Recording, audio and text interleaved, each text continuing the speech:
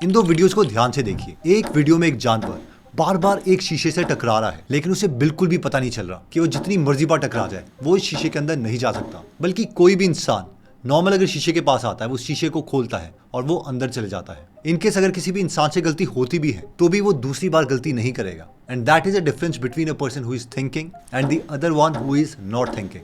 Recently मैंने Hotmail के founder Sabir Bhatia के साथ पॉडकास्ट किया था, जिन्होंने कहा था कि अमेजिंग ओरिजिनल आइडियाज सिर्फ एक क्रिटिकल थिंकर को ही आते हैं। ये क्रिटिकल थिंकिंग से आती है। People do not think critically enough. I mean, critical thinking is a skill in short supply. तो इससे पहले कि हम 5 मेथड्स देखें जिससे हम क्रिटिकल थिंकिंग इंप्रूव कर सकते हैं, सबसे पहले हम डिफाइन करते हैं कि जो क्रिटिकल थिंकिंग है वो है क्या। Critical thinking is defined as taking a careful step back, look at ideas yours and others so you can spot weak spots and make the ideas stronger। यानी क्रिटिकल थिंकिंग एक तरीका है जिससे हम केयरफुली स्टेप बैक करते हैं और जो भी हम काम कर रहे हैं उसे देखते हैं, उसे एनालाइज करते हैं कि क्या वो ठीक भी है या नहीं, ताकि हम उन आइडियाज को इंप्रूव कर सके। तो सबसे पहला मेथड अपनी क्रिटिकल थिंकिंग को इंप्रूव करने का आता है डेटा। ओके, तो मैं आपको एक अमेजिंग स्टोरी बताता हूँ। हमने एक नया कस्टमर सपोर्ट रिप्रेजेंटेटिव हायर किया था और उनकी पहली रिव्यू मीटिंग थी। हफ्ते के बाद वो अपना काम दिखा रहे थे। तो जब उन्होंने काम दिखाया तो उन्होंने देखा कि एक हफ्ते में काफी सारी कंप्लेंट्स आई हैं और वो बहुत पैनिक स्टेट में थे। उन्होंने कहा कि बहुत से टिकट्स आ रही हैं, कई लोग कह रहे हैं ऑडियो नहीं चल रही, कई लोग कह रहे हैं लॉगिन नहीं हो रहा, कई लोग कह रहे हैं कि नए फीचर्स चाहिए, यहाँ पर बहुत क्योस है, मुझे नहीं पता क्या करना है। And we all were smiling and thinking कौन सी प्रॉब्लम हमें सबसे पहले सॉल्व करनी चाहिए। तो उन्होंने कहा कि लोग जब भी अपनी स्क्रीन ऑफ करते हैं उनकी ऑडियो नहीं प्ले हो रही, इसलिए हमें टेक टीम को बोलना चाहिए कि इस चीज को पहले फिक्स करें। तो जब हमने उनसे पूछा कि आप ये चीज किस डेटा के बेसिस पर बोल रहे हो, तो उनके पास कोई आंसर नहीं था। आपके पास टोटल टिकट्स कितनी आई थी? No answer. टोटल लोग जो बोल रहे हैं कि इनकी ऑडियो नहीं चल रही वो कितने हैं? No answer. And we were really surprised. ये क्लियरली शो करता है कि ये इंसान डेटा ओरिएंटेड नहीं थे, जबकि हमारी एक वैल्यू है कि without data you are just another person with an opinion. अब हुआ क्या कि हमारी टीम में एक और इंसान थे, उन्होंने अपने डेटा को बहुत एक्यूरेटली प्रेजेंट किया। उन्होंने कहा कि इस हफ्ते मेरे पास 45 टिकट्स आई हैं। उन सारी 45 टिकट्स को मैंने ChatGPT में डाला और उनको कैटेगराइज किया कि कौन कौन सी प्रॉब्लम है, उन्हें क्लब कर दे, और हमारे पास ये पाई चार्ट बना। इस पाई चार्ट में सबसे बड़ा इशू है ईमेल का, यानी जो भी नए लोग सब्सक्रिप्शन ले रहे हैं तो जिस ईमेल आईडी से वो सब्सक्रिप्शन ले रहे हैं वो डिफरेंट होती है एज कंपेयर टू जिस ईमेल आईडी से वो लॉग इन कर रहे हैं। और इसी तरीके से एक एक करके उन्होंने सारी टिकट्स को कैटेगराइज किया। अब इसमें सबसे इंटरेस्टिंग बात यह है कि जो पहला इंसान हमें बोल रहा था कि जो ऑडियो प्ले नहीं हो रही इसको सॉल्व करो, होना क्या था कि अगर विदाउट डेटा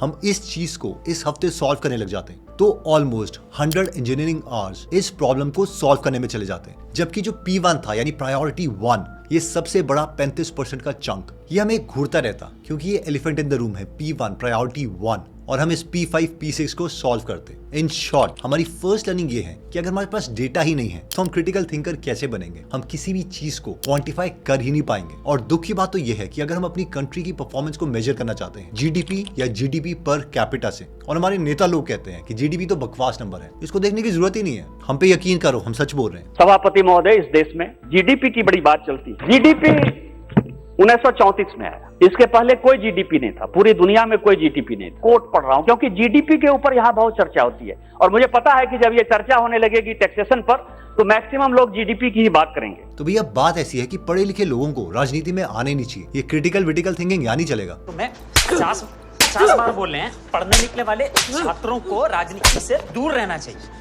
क्रिटिकल थिंकिंग के लिए सेकंड वे आता है correlation is not equal to causation. Meaning कि अगर दो चीजें एक साथ आगे बढ़ रही हैं तो इसका मतलब नहीं है कि इसने इसको आगे बढ़ाया है। इसे हम एक एग्जांपल से समझते हैं। एक बार अमेरिका में लोगों ने एक चीज नोटिस करी कि जब जब लोग बहुत ज्यादा आइसक्रीम खरीद रहे थे तो उस वक्त वहां पे बहुत सारे मर्डर्स और लड़ाइयां हो रही थी। एक बार तो न्यूज़पेपर में भी छप गया कि stop selling ice creams and crime will stop. अब ये चीज हमें बहुत ज्यादा फनी लगेगी कि आइसक्रीम का मर्डर और लड़ाइयों से क्या लेना देना है, लेकिन रियलिटी में हुआ ये था कि अमेरिका में एक्चुअल में कुछ लोग थे जो ये मानने लग गए थे कि आइसक्रीम का मर्डर्स और फाइट से लेना देना है। लेकिन जब इसके ऊपर काफी सालों के बाद रिसर्च हुई तो ये पता चला कि ज्यादातर मर्डर्स गर्मी की वजह से हो रहे थे। जैसे जैसे गर्मियां इंक्रीज होती थी काफी सारे लोग घर से बाहर निकलते थे। गर्मी की वजह से उनकी थिंकिंग कैपेबिलिटी कम हो जाती, जिससे वो शॉर्ट टेम्पर्ड हो जाते। उनमें से कई लोग बहुत ज्यादा अल्कोहल पीते, जिसकी वजह से बहुत सी लड़ाइयां भी होती। और आइसक्रीम के केस में भी सेम चीज हो रही थी, क्योंकि उस टाइम गर्मियां बहुत हो रही थी, इसलिए लोगों को आइसक्रीम खाने का मन करता और आइसक्रीम की सेल्स भी इंक्रीज हो जाती। इन स्टडीज में पता चला कि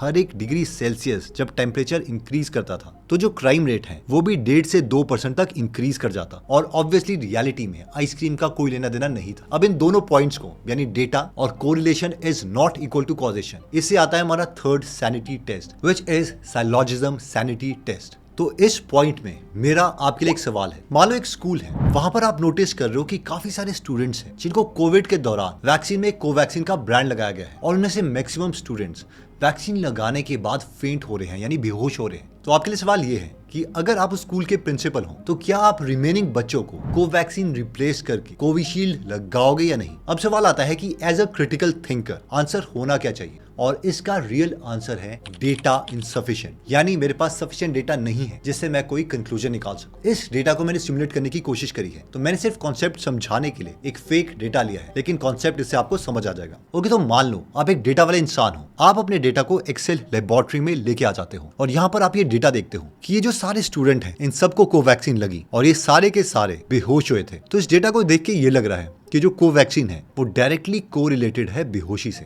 लेकिन इसमें एक चीज मिसिंग है और वो ये है कि आपने अभी सिर्फ जो लोग बेहोश हुए हैं उन्हें देखा है, ना कि किसी और को। और जैसे ही आप बाकी स्टूडेंट का डेटा देखते हो तो आपको दिखता है कि इनमें से आधे स्टूडेंट हैं जिनको कोवैक्सीन लगाई गई लेकिन वो बेहोश हुए ही नहीं। तो इस वक्त पर आपके कंक्लूजन चेंज होने लग जाएंगे। बट इससे भी अच्छा कंक्लूजन तब होगा जब आपके पास और स्कूल का भी डेटा होगा। फॉर एग्जांपल, अगर अब हम यहाँ पर देखें तो आपके पास दूसरा स्कूल स्मॉल वंडर्स का भी डेटा है और यहाँ पर आप देख सकते हो जिनको कोविशील्ड लगाई गई है उनमें से भी कई लोग बेहोश हो रहे हैं और उनमें से कई लोग ऐसे भी हैं जो बेहोश नहीं हो रहे हैं, और ये इक्वली स्प्रेड है। यानी जो चीज कोवैक्सीन के साथ हो रही है एग्जैक्टली वो चीज कोविशील्ड के साथ भी हो रही है। और इस डेटा को लेके आप क्लियरली बता सकते हो कि आपको कोवैक्सीन की जगह कोविशील्ड में रिप्लेस होने की जरूरत नहीं है। ऑब्वियसली ये जो डेटा है अगर यही गलत हुआ तो हमारे जो सारे कंक्लूजन हैं वो गलत हो जाएंगे। But we are just talking about the concept कि अगर आपके पास ज्यादा डेटा है तो आप बेटर कंक्लूजन्स निकाल सकते हो। एक्चुअली जो मैं आपको ये इंसिडेंट बता रहा हूँ ये रियल इंसिडेंट है जो केरला में देखा गया था, और इसको जब स्टडी किया तो एग्जैक्टली यही चीज पाई गई। कोविशील्ड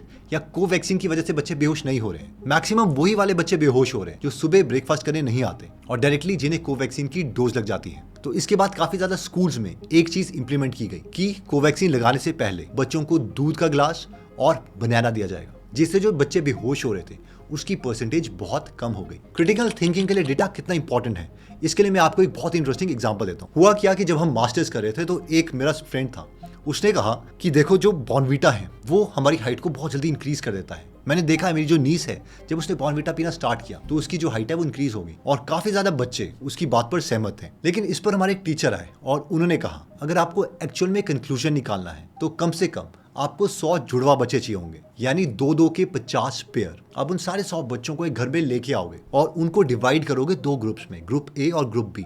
और जो डिवीजन है वो इस तरीके से होगी कि एक भाई एक ग्रुप में होगा और उसका जुड़वा भाई दूसरे ग्रुप में, एक बहन एक ग्रुप में होगी और उसी की जुड़वा बहन दूसरे ग्रुप में। तो इसमें हम करना क्या चाह रहे हैं कि जो सारे बच्चे हैं इन सबके साथ 1, 2, 3 साल के लिए जब तक इनमें एक्सपेरिमेंट चल रहा है इनके साथ सब कुछ एग्जैक्टली सेम होना चाहिए। सिर्फ एक वेरिएबल को हमने चेंज करना है और वो है बॉर्नवीटा। एक ग्रुप को हम बॉर्नवीटा देंगे, दूसरे ग्रुप को नहीं। बट उसके अलावा जितनी भी चीज़ें हैं उसमें सेम रहेगी। वो लोग सारे क्या खा रहे हैं वो सेम रहेगा। जेनेटिक्स की वजह से हाइट ना बढ़े उसको भी हम काउंटर कर चुके हैं क्योंकि हमने जुड़वा बच्चे लिए हैं। और फाइनली 2-3 साल के बाद हम ए ग्रुप और बी ग्रुप की एवरेज हाइट निकालेंगे। अगर इनकी एवरेज हाइट जो बॉर्नवीटा ले रहे थे वो ज़्यादा आती है एज कम्पेयर टू जो लोग बॉर्नवीटा नहीं ले रहे थे, तब जाके हम ये प्रूव कर सकते हैं कि जो लोग बॉर्नवीटा लेते हैं उसकी वजह से हाइट इंक्रीज होती है। क्रिटिकल थिंकिंग का नेक्स्ट मेथड आता है प्रूव योरसेल्फ रॉन्ग। तो 2019 में ओला के मैनेजर्स ने सोचा कि वो अपना बिजनेस साइज इंक्रीज कर सकते हैं और उसके लिए वो क्या करेंगे कि जब भी ऑफिस आवर्स में बहुत ज्यादा टैक्सी की डिमांड बढ़ जाती है तो हम सबको पता है कि ओला वाले जो पैसे चार्ज करते हैं वो इंक्रीज हो जाते हैं, नॉर्मल प्राइस से 1.5 गुना, 2 गुना, इवन 3 गुना तक चल जाते हैं। तो इन लोगों ने सोचा कि जब डिमांड इंक्रीज होती है तो हम जो मैक्सिमम प्राइस है वो 1.5 गुना ही रखेंगे। यानी अगर पॉइंट ए से पॉइंट बी तक जाने के लिए पहले 100 रुपए लग रहे थे तो हम कस्टमर से सिर्फ 150 रुपए ही डिमांड करेंगे। इससे होगा ये कि ड्राइवर को 50% पैसे एक्स्ट्रा मिल रहे हैं तो वो भी खुश हो जाएगा और जो कस्टमर है वो भी खुश हो जाएगा क्योंकि अब उन्हें पीक आवर्स में 300 रुपए नहीं बल्कि सिर्फ 150 रुपए देने पड़ेंगे। लेकिन ये एक्सपेरिमेंट एक्चुअल में इंप्लीमेंट करने से पहले ओला वालों ने एक ए/बी टेस्ट किया। उन्होंने बेंगलुरु के 2 पिन कोड्स में 10 दिन तक ये फीचर चलाया। ये फीचर चलाने के बाद रिजल्ट एकदम काउंटर इंट्यूटिव थे। ड्राइवर्स जिन्हें आदत होगी थी कि पीक आवर्स में वो 100 की जगह 300 रुपये चार्ज कर सकते हैं, उनको सिर्फ 150 रुपये मिल रहे थे, जिसकी वजह से 40% ड्राइवर्स ने उस वक्त अपनी सर्विस देना ही बंद कर दिया। और जो कस्टमर था जिसे टैक्सी के लिए वेट करना पड़ता था, वो टाइम डबल हो गया, जिसकी वजह से जो कैंसिलेशन रेट था वो इंक्रीज हो गया। और इस फियास्को से ओला सिर्फ तभी बच पाया क्योंकि जो टीम है वो क्रिटिकल थिंकर है, वो जानती थी कि वो गलत हो सकते हैं, इसलिए उन्होंने अपने इस फीचर को फुल आउट रोल नहीं किया, उन्होंने पहले उसे टेस्ट किया और लकीली वो बच गए। सी क्रिटिकल थिंकिंग का सिर्फ मेन गोल ये होता है कि सच्चाई क्या है, I want to be closer to the truth. सच्चाई क्या है, बस वो मुझे चाहिए। सच्चाई तक पहुंचने के लिए वो डेटा कहीं से भी आ सकता है, मेरे फ्रेंड्स से आ सकता है, एक बच्चे से आ सकता है, एक पीएचडी स्टूडेंट से आ सकता है, और वो डेटा मुझे गलत साबित कर सकता है। और मैं रेडी हूं गलत साबित होने के लिए, क्योंकि मेरा गोल सच्चाई तक पहुंचना है, खुद को सही साबित करना नहीं। फाइनली नेक्स्ट तरीका अपनी क्रिटिकल थिंकिंग प्रूव करने का आता है सेकंड ऑर्डर इफेक्ट्स। 1997 में पंजाब की स्टेट गवर्नमेंट ने एक चेंज किया। उन्होंने कहा कि पंजाब की इरिगेशन को इंप्रूव करने के लिए पंप के लिए जो बिजली है वो फ्री दी जाएगी, ताकि खेतों में ट्यूबवेल से काफी ज्यादा पानी आ सके। इंटेंशन अच्छी थी, जबकि इसका जो सेकंड ऑर्डर इफेक्ट है वो कंसिडर नहीं किया गया। हुआ ये कि एक्चुअल में वीट यील्ड इंक्रीज हो गई, जो कि प्रेडिक्शन भी थी, लेकिन किसी ने पानी को क्या होगा वो कंसिडर किया ही नहीं। अब हुआ ये कि किसी को बिजली का पैसा पंप चलाने के लिए नहीं देना पड़ रहा था, जिसकी वजह से लोगों ने पंप को काफी देर तक चला के रखा, जितनी जरूरत भी नहीं थी। जिसकी वजह से हुआ ये कि प्री मॉनसून पीरियड में जो ग्राउंड वाटर का लेवल है वो बहुत कम हो गया और 80% ब्लॉक ओवर एक्सप्लॉइटेड कैटेगरी में आ गए। सेकंड ऑर्डर थिंकिंग काफी लोग इन्वेस्टमेंट में भी यूज करते हैं। फॉर एग्जांपल अपने दूसरे चैनल फाइनेंशियली फ्री में हमने एक पॉडकास्ट किया था, जहां पर शुभम बता रहे थे कि जब गवर्नमेंट का ऑर्डर आया कि उन्हें नॉर्मल मीटर को रिप्लेस करके स्मार्ट मीटर्स लगाने हैं, तो काफी सारे लोगों ने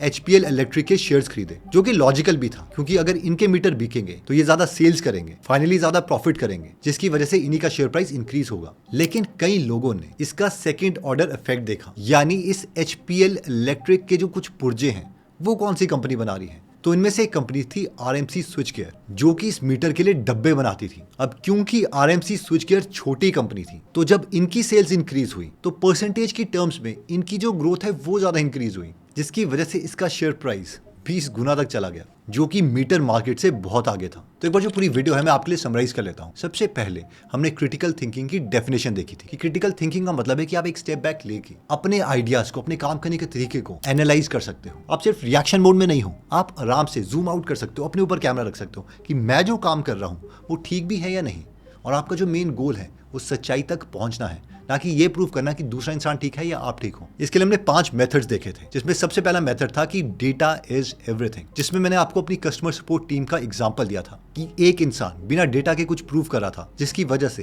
100 इंजीनियरिंग आवर्स एक लो प्रायोरिटी टास्क में चले जाते, जबकि दूसरे ने डेटा को कैटेगराइज किया, अपने पॉइंट को डेटा के थ्रू प्रेजेंट किया, और इसीलिए उस हफ्ते हमने उस प्रॉब्लम को सॉल्व किया। सेकंड पॉइंट हमने देखा था correlation is not equal to causation, जिसमें हमने देखा था कि दो चीजें अगर साथ में बढ़ रही हैं तो उसका मतलब ये नहीं है कि एक के बढ़ने का कारण दूसरा है, जिसमें हमने आइसक्रीम का एग्जांपल लिया था कि यूएस में एक टाइम पर लोग एक्चुअल में बिलीव करने लगे थे कि आइसक्रीम की वजह से मर्डर और लड़ाइयां हो रही हैं। थर्ड हमने देखा था साइलॉजिज्म सैनिटी टेस्ट। साइलॉजिज्म एक पूरा चैप्टर है जो मैथ्स में पढ़ाया जाता है, बट इसमें हमने केरला वैक्सीन का एग्जांपल लिया था, जिसमें हमने देखा कि एज अ प्रिंसिपल आप एक अच्छा डिसीजन तब ले सकते हो जब आपके पास बहुत सारा डेटा है। अगर आपके पास बहुत कम डेटा है और आप सिर्फ वही सैंपल उठा रहे हो जो आप बिलीव करना चाहते हो, तो आपके कंक्लूजन हमेशा गलत होंगे और सच्चाई से आप कोसों दूर होंगे। क्योंकि हो सकता है कि एज अ प्रिंसिपल आप कोवैक्सीन से कोविशील्ड में शिफ्ट होना चाहते हैं, लेकिन हो सकता है कि परसेंटेज की टर्म में कोवैक्सीन में बहुत ही कम फेंट हो रहे हो और कोविशील्ड में बहुत ज्यादा हो रहे हो, और आप एज अ प्रिंसिपल गलत डिसीजन लेते हैं। ऑल्दो रिसर्च ये प्रूव कर चुकी है कि जो बच्चे फेंट हो रहे थे